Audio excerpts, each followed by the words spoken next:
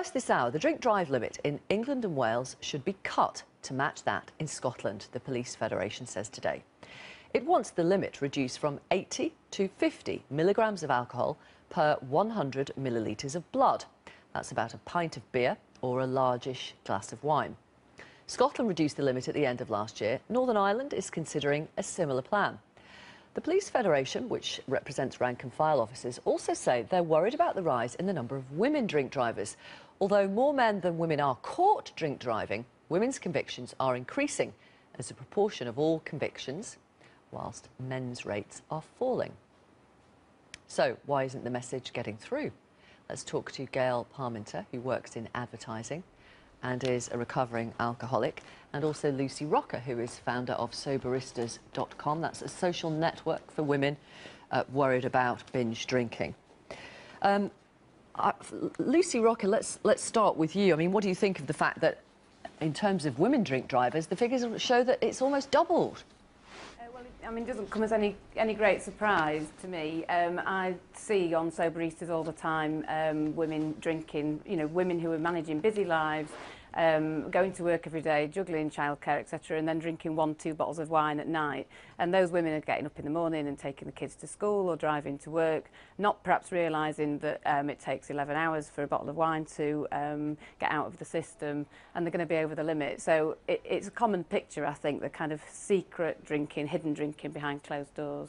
And do you think that is actually true, that if you drink 2 bottles of wine a night, people don't realise it's going to be in your system the next morning when you drive your kids to school? Yeah, I mean, I think a big part of alcohol and being alcohol dependent is the denial factor, and I successfully managed to stay in denial for 20 years about drinking a bottle of wine a night, sort of fooling myself that it was just a little treat and it was quite insidious, innocuous, the way it crept up. And we are sold this message in our society that wine is a very almost a harmless substance. It is a treat, it's something nice, convivial to do with your friends. It's never linked, specifically female drinking, it's never linked with the more destructive and damaging side of alcohol. And you know, a bottle of wine a night, if you're finishing that bottle at midnight, chances are, as a woman, you are going to be over the limit at 7-8 o'clock the next morning.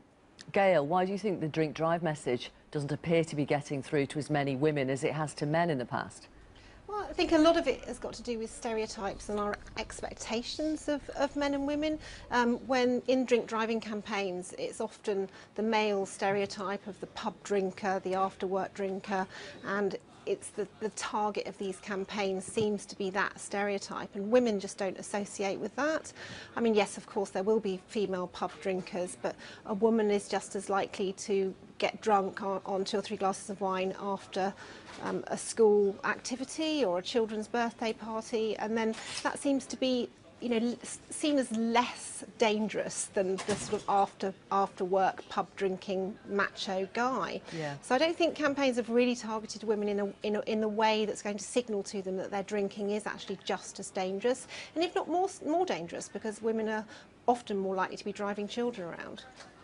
The drink drive limits in England and Wales, anyway, a pint of 5% beer is 2.8 units. A 175 millilitre glass of 12% wine is around 2.1 units. Do you know, just out of interest, Gail, how many units for women are allowed when it comes to driving? Actually, you know what, I don't. I mean, I don't drink at all. I gave up drinking 6.5 years ago.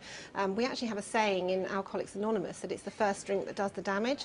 And I truly believe that once you've had one drink, your judgment is slightly impaired enough to say, actually, a second drink is probably going to be okay. So no matter what the limits are, I think that some women are still not going to be totally aware. And even if they are aware, are going to go for that second glass of wine. And it's dangerous, but that message isn't out there. The campaigns sort of target the absolutely pissed person rather than the person who's just had 2.5 glasses of wine and is well over the limit and is you know, driving happily to Asda or something, which is not the stereotype. Yeah. And therefore not the not front of mind when you're thinking about drink driving. Lucy, just out of interest, do you know how many units? I mean, you're supposed to not drink at all if you're driving, but just out of interest, do you know how many units are allowed for women when it comes to the legal drink drive limit? No, I don't know, actually. I'm guessing 2 units, thereabouts. It's about 3, which is the equivalent of 1 pint of lager or you know, 1 and a bit glasses of wine, but obviously it's not an exact science. It depends on your build, your weight, your metabolism, all the rest of it. I wonder what would, in terms of a message getting through from the police then, and let's remember, they do say if you're going to drive, don't drink at all, but what would be even more effective than that, Lucy? Well, I think what we need to see is a very hard-hitting advertising campaign that specifically targets that middle group, the larger group of problem drinkers in our society, which is the 1 bottle of wine a night. You know, when we're talking about people who are alcohol dependent, by and large, the vast majority of those people are the ones drinking at night and then functioning in the day and managing a normal life. So showing a group of women drinking a couple of glasses of wine, maybe showing the same woman getting up the next morning and actually linking those two things in women's minds, that you're not okay just because you've had 6-7 hours sleep. You are still going to be over the limit. And I think we just need to show the type of drinker that we're talking about and start being a bit more honest about the sort of people who've got a drink problem in our society. It is generally normal people who are just leading busy lives. Are you saying, Lucy, there are women, there are mums drinking a bottle of wine a night, every night, or some nights, or what? Well,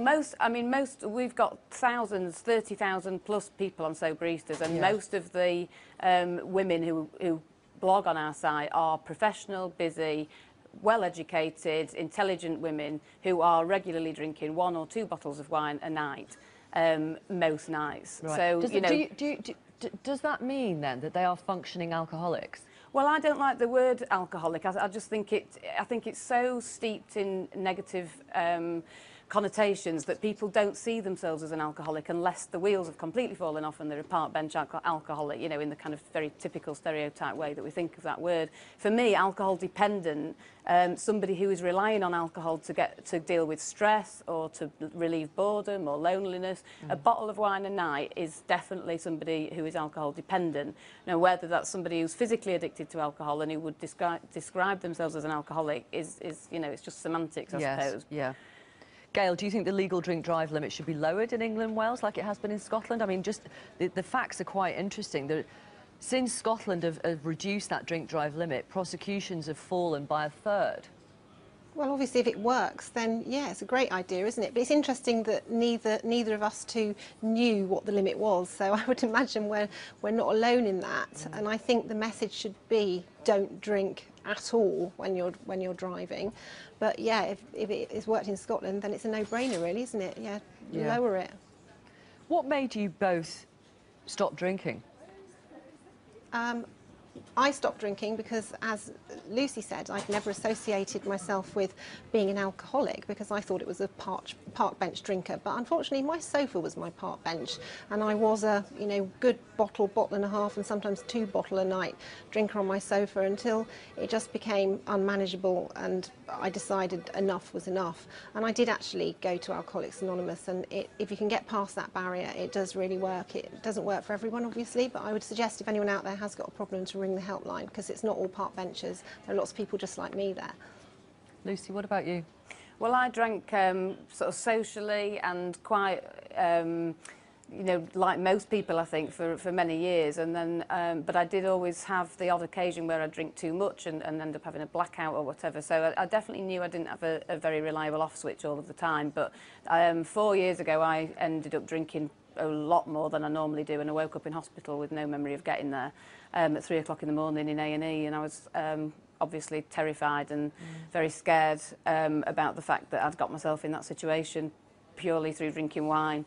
So I stopped there and then, and I didn't go to Alcoholics Anonymous. I just stopped. I just did it myself, and I threw myself into kind of running and doing other things, and it was quite tough, which is what led me to set up Soberistas. It was quite a lonely experience, I think, becoming a non-drinker. It can be in our society. Thank you both very much. Thank you so much for coming on the programme. Really appreciate your time. Thank you.